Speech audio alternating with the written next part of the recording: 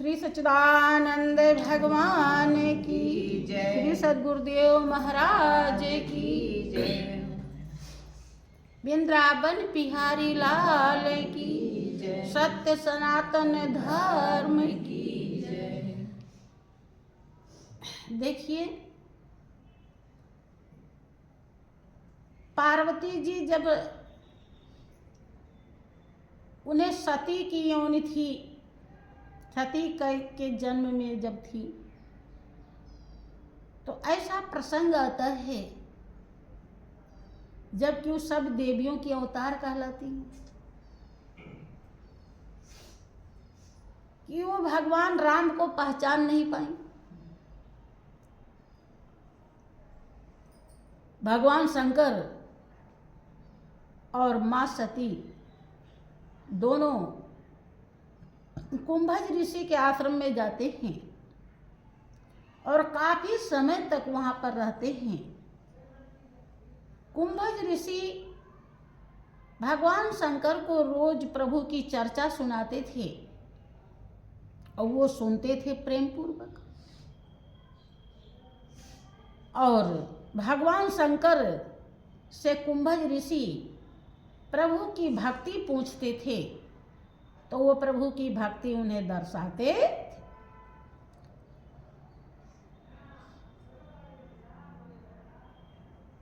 प्रसंग आता है कि एक बार त्रेता युग माही, शंभु गए कुंभज ऋषि पाही। संग सती जग जनन भवानी, पूजे ऋषि अखिलेश्वर जानी। राम कथा मुनिवर्ज बखानी, सुनी महेश परम सुख मानी। ऋषि पूछी हरि भगत सुहाई, कही शंभु अधिकारी पाई। कहत सुनत रघुपति गुण गाथा, कछु दिन तहाँ रही गिरिनाथा। मुनि सन विदा मागे त्रिपुरारी, चले भवन संग दक्ष कुमारी। तेहि अवसर भंजन मही भारा, हरि रघुवंश लीन अवतारा। पिता बचन तज राज उदासी, दंडक बन विचरित विनाशी। उसी समय भगवान राम सीता के वियोग में भटक रहे थे देखने में, और वास्तविकता तो लीला थी। इस बात को भी आपका रामायण दावा करता है कि जब लीला करने जा रहे थे तो भगवान राम ने सीता जी से कहा भी था, सुनहु प्रिया व्रत रुचिर सुशीला। मैं कछु करब ललित नर लीला। तुम पावक महु करहु निवासा, और जब लगे करहु निशाचर नासा। लक्ष्मण यह मरम न जाना, और जो कुछ चरित्र रचा भगवान। लक्ष्मण को भी ये बात प्रमाणित है कि वास्तव में सीता जी को रावण नहीं ले गया था, लेकिन दुनिया यही जानती है। कह रहे तुम आग में माने स्वरूप में निवास करो। आपका स्वरूप अग्नि स्वरूप है, अग्नि जैसा है। इसलिए कह रहे तुम पावक महु करो निवासा, जब लग करो निशाच। इसीलिए तो अग्नि परीक्षा लिए थे, उसी में वो थी, उसी में से निकाल लिए। कि लक्ष्मणो या मरम न जाना, वो महापुरुष कितना गुप्त रखते हैं सच्चाई को। बहुत लोगों को मन में रहता है कि संत महान पुरुष या छुपाते क्यों हैं। उसके पीछे बहुत बड़ा कारण होता है, राज होता है। तो सती नहीं समझ पाती हैं। भगवान शंकर देख लेते हैं कि प्रभु राम विचरण कर रहे हैं, तो दर्शन कर लेते तो ज़्यादा अच्छा था। लेकिन उस समय जान न कीन चिन्हारी, समय ठीक नहीं है।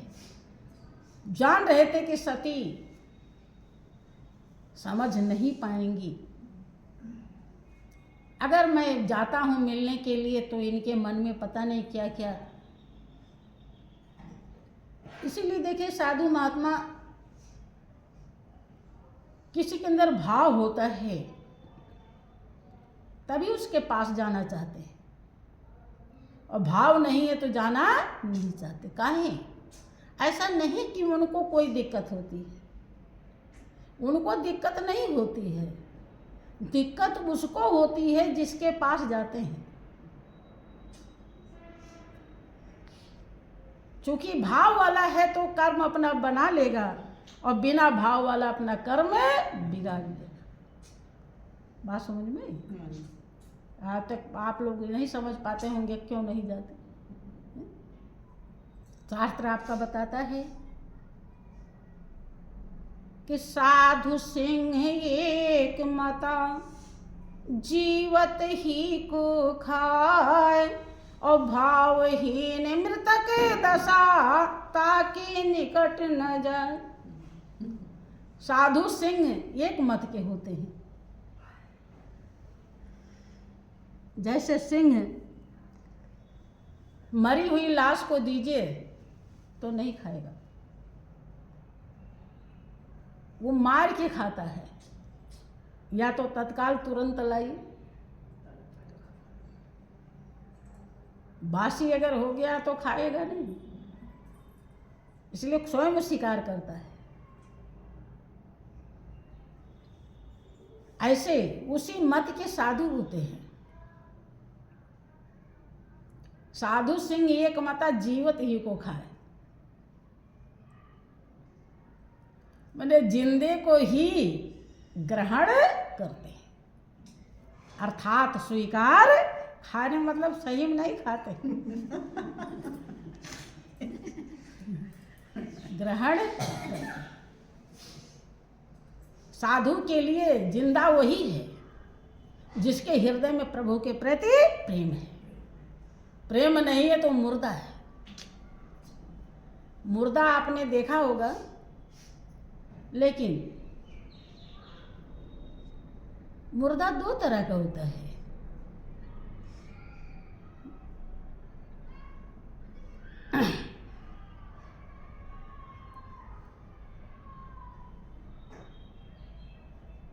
आपका शास्त्र बताता है, भगवान शंकर माँ पार्वती से कहते हैं कि जिन हरि भगते हृदय नहीं आनी, और जीवत सो समान ते प्राणी। उमा, जिसके हृदय में हरि की भक्ति नहीं पैदा हुई तो जिंदे ही लाश के समान है। तो आज तक तो वो मुर्दा देखा होगा जिसमें जान नहीं होती है। अब जिसके हृदय में प्रभु के प्रति भाव न हो, वो मुर्दा भी आप पहचान लीजिएगा। जहाँ भी मिलेंगे तो आपको पहचान हो जाएगी। पहचान लेंगे। हाँ, जिसके हृदय में प्रभु के प्रति प्रेम, जिसका सकल पसारा है, जिसके बिना श्वास भी आप नहीं ले सकते, पत्ता भी नहीं हिलता, उसके लिए हृदय में प्रेम ही पैदा नहीं हुआ तो कितना ना समझी की बात है कि कुलिस कठोर निठुर सोई छाती सुनि हरिचरित जो न हर्षाती के ते सिर कट तुमरी समतूला जे न नमत हरि गुरु पद मूला नयनन संत दर्श नहीं देखा लोचन मोर पंख कर लिया। आंख अगर संत का दर्शन नहीं करी तो ये आंख उस कामयाबी को प्राप्त नहीं कर पाएगी जिसको प्राप्त करने के लिए मिली है, मालिक ने दिया है। संत का दर्शन नहीं किया तो कल्याण नहीं होगा। अर्थात जब हमारी ये आंख देखती है कि संत इस दुनिया में आए हैं और मालिक का संदेशा लाए हैं, मालिक का पैगाम लाए हैं, मालिक कहाँ रहता है, कैसे रहता है, क्या है वो, किस तरह से उसका स्वरूप है जो चींटी में भी समाया है और हाथी में भी समाया। जब इस भाव से कोई देखता है तब समझिए वो संत का दर्शन किया।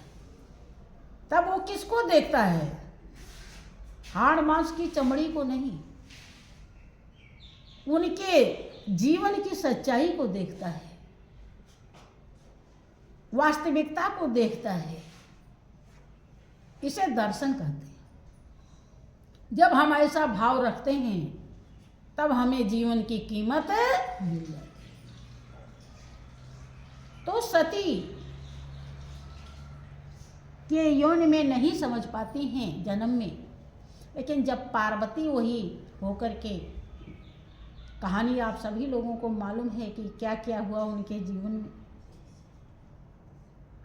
जब वो पार्वती होकर के हिमालय के यहाँ पैदा होती हैं और फिर भगवान शंकर उन्हें मिलते हैं, तब वो होती हैं ज्ञानी। जब उन्हें ज्ञान मिलता है तब उन्होंने अपने अनुभव को व्यक्त किया। क्या कहा कि रामचरित जे सुनत अघाई और रस विशेष जाना तिन नहीं। जो राम के चरित्र को, महिमा को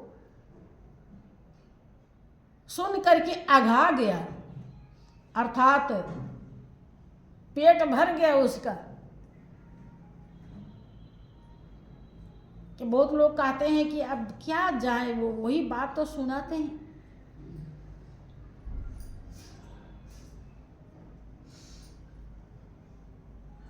ऐसे लोग प्रभु के रस को कभी भी प्राप्त नहीं कर पाते। प्रभु की दया और कृपा से वो अनभिज्ञ होते हैं, कभी भी उन्हें दया कृपा हासिल नहीं हो सकती। रस विशेष जाना तिन नहीं। वो अपने अनुभव को व्यक्त करती हैं। क्या कहती हैं कि जीवन मुक्त महामुनि जेऊ हरि गुण सुनहि निरंतर तेऊ। कहती हैं कि ऐ महादेव जगदीश्वर, जो जीवन मुक्त महामुनि हैं, जो जिंदे मुक्त हैं, वो हरि का गुण या इस दुनिया से जा चुके हैं, फिर भी वह हरि का गुण सुनने के लिए यहाँ पर मौजूद होते हैं और निरंतर सुनते रहते हैं। यहाँ तक कि जो मौजूद होते वो समाधि त्याग करके हरि की चर्चा सुनते। अब अगर हम सत्संग में न आए तो चर्चा सुनने को कैसे मिलेगा? सत्संग में आने से कितने लाभ होते हैं? तन मन धन तीनों आपका लाभान्वित हो जाता है, पवित्र हो जाता है और प्रभु के लेखे में, प्रेम के लेखे में, प्रभु के ध्यान के लेखे में, प्रभु के संग के लेखे में लिख उठता है। जब आप वहां से चलते हैं तो किस लिए चलते हैं? कि प्रभु की महिमा सुनेंगे, ज्ञान सुनेंगे, कैसे प्रभु से प्रेम करना चाहिए, प्रभु कितना कीमती है, प्रभु कितना दयालु है, कृपालु है, हमारे लिए क्या क्या करता है। आज हम प्रभु की चर्चा सुनेंगे, ज्ञान सुनेंगे और फिर अपने हृदय में उतारेंगे। जब आप ऐसे भाव से वहाँ से चलते हैं तो आपका पैर जो चलता है, मन पहले पवित्र हो गया।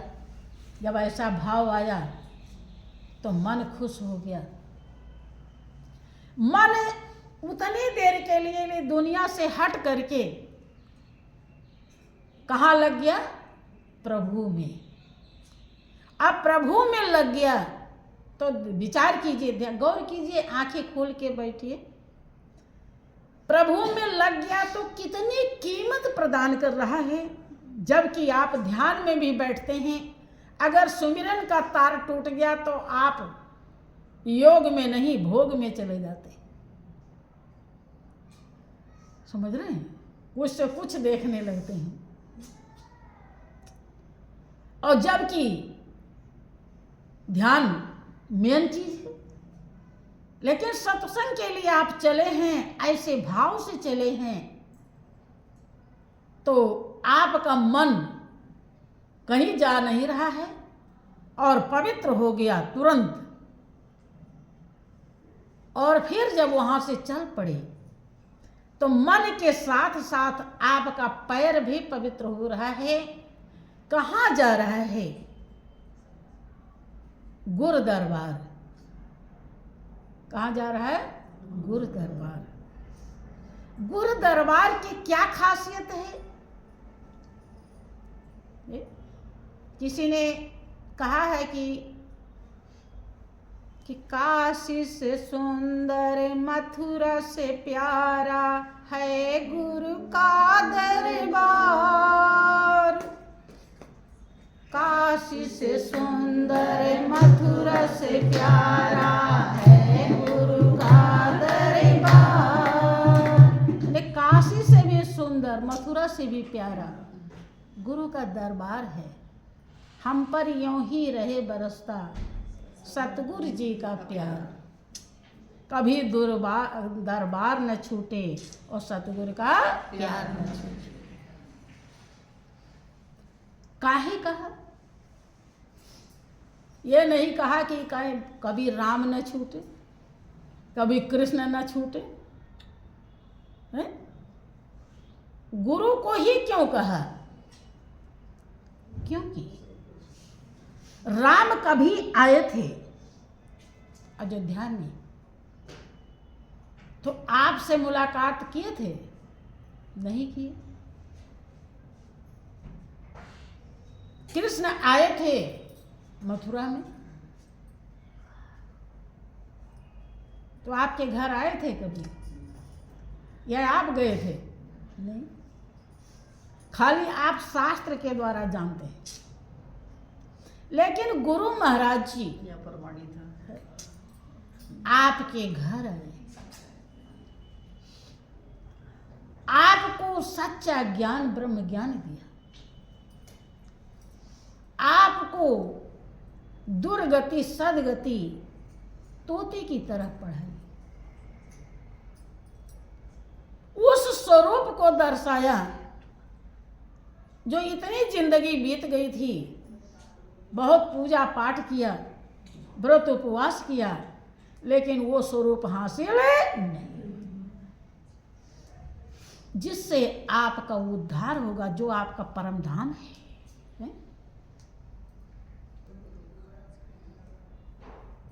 जो योगी जन ध्यान लगावे उघड़े मोक्ष द्वारा रे, और ब्रह्मानंद सुनो रे अवधु हुआ है देश हमारा। घट ही में उजियारा साधो, घट ही में उजियारा रे, पास बसे और नजर न आवे, बाहर फिरत गंवारा रे। इस सच्चाई को गुरु महाराज जी ने दर्शाई है, इसीलिए सच्चा तीर्थ गुरु दरबार है। अज्ञानता के कारण, गुरु दरबार की कीमत ना समझने के कारण लोग जब काशी मथुरा हरिद्वार कहीं जाते हैं तो उन्हें ज़्यादा खुशी मिलती है, सोचते हैं कहीं विशेष जा रहा हूँ, जबकि विशेष सब कुछ यही है। वहाँ से आप घूम के आ जाएंगे, ना तो ये सच्चाई कोई दर्शाएगा वहाँ, और ना तो आपको कोई ऐसा अनुभव कराएगा, और ना आपका मन शांत होगा। भले आप घूम के बहुत करेंगे, मूर्ति और जल देखाएंगे। हर तीर्थ में या तो मूर्ति है या जल है, इसके अलावा कुछ है नहीं।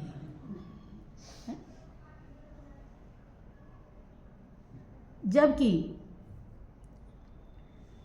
जिसने अनुभव किया उसने क्या कहा, कोई जाने गजानन हारा, प्रेमी गुरु बिन जग अंधियारा, साधु गुरु बिन जग अंधियारा। या घट भीतर सात समुंदर, या हिम नदिया नारा, या घट भीतर सात समुंदर, या हिम नदिया नारा, या घट भीतर बाग बगीचा, या घट भीतर बाग बगीचा, या हिम सिंचन हारा, साधु गुरु बिन जग अंधियारा, प्रेमी गुरु बिन जग अंधियारा। जो गुरु के द्वारा नदी दिखाई पड़ती है, जल दिखाई पड़ता है, समुद्र दिखाई पड़ता है, वो अविनाशी है, वो पवित्र है, उसमें किसी भी प्रकार का मिलावट नहीं। दुनिया दो है, एक बाहर एक अंदर। बाहर की दुनिया जितने नाशवान है, अंदर की दुनिया उतने अविनाशी है। इसीलिए तो गुरु नानक कहते हैं कि अंदर बढ़ के पौड़ी चढ़ के तू नजारा देख ले, अंदर बढ़ के पौड़ी चढ़ के तू नजारा देख ले, तू नजारा देख ले, प्रीतम प्यारा देख ले, तू नजारा देख ले, प्रीतम प्यारा देख ले। अंदर बढ़ के पौड़ी चढ़ के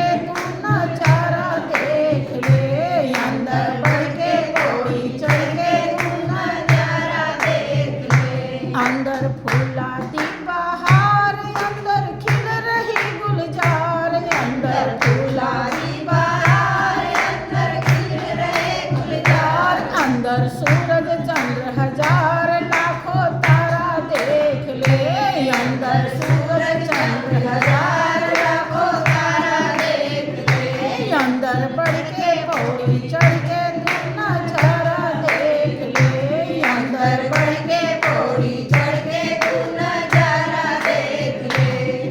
जो अंदर की दुनिया में गए, आज उन्हीं को आप लोग बहुत मुक्त कंठ से प्रेम पूर्वक याद करके अपने जीवन को धन्य समझते हैं।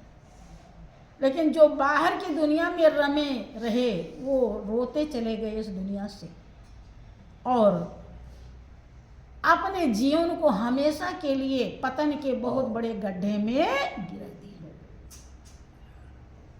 इसलिए अंदर की दुनिया अविनाशी है,